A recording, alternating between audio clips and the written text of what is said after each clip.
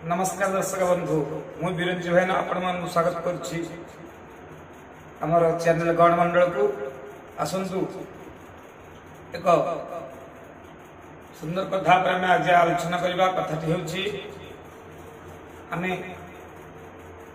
समस्ते मस्तक रे चंदन लगौचे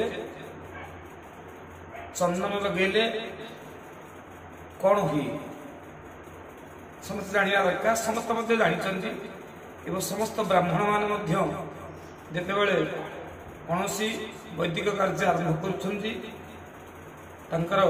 कर्ता मुंडे प्रथम एक चंदन बिंदुटे लगाउछन्ति यार कारण कौन ये मंत्र प्रमाण अच्छी चंदनेन महापुण्यम सौभाग्यम सुखवर्धनम विपदं हरते नित्यं लक्ष्मी वसति सर्वदा। चंदनेन महापुण्यम चंदन लगेले आपन को पुण्य मिलिबो चंदनेन महापुण्यम सौभाग्यम सुखवर्धनम आपन को सुख मध्य मिलिबो।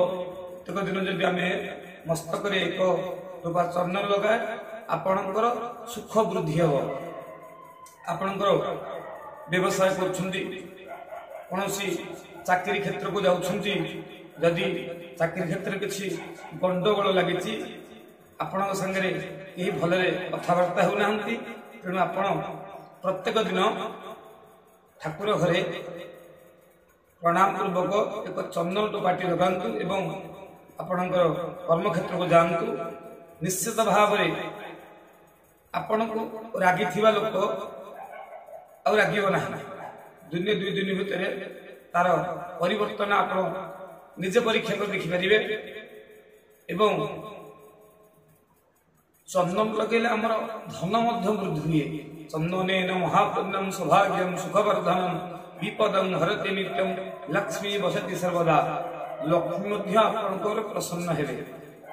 तेणु चंदन प्रत्येक दिन आपण टिके टिके मस्तक लगांतु भगवान को सकाळ संध्या बेले प्रार्थना टिके करंतु देखिबे आपणकर व्यवसाय हो चाकरी क्षेत्र में हो कौन शत्रु रहिबे नाही एवं लक्ष्मी मध्य विराजमान करिवे।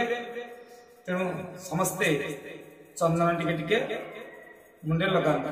जय जगन्नाथ। यदि आपण मानकु एक कथाटी भल लगी थाए तेणु आमर चैनल गड़ मंडल को आपण माने सब्सक्राइब करिए। जय जगन्नाथ जय जय जगन्नाथ जय जगन्नाथ।